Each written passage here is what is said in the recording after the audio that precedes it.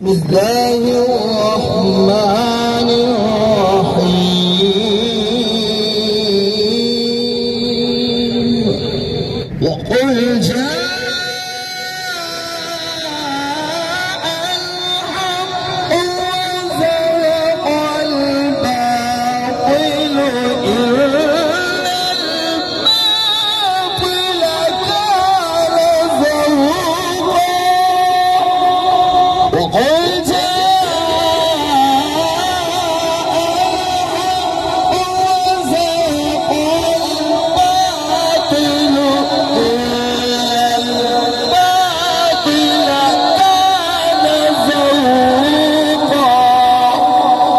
وننزل من القرآن ما هو شفاء ورحمة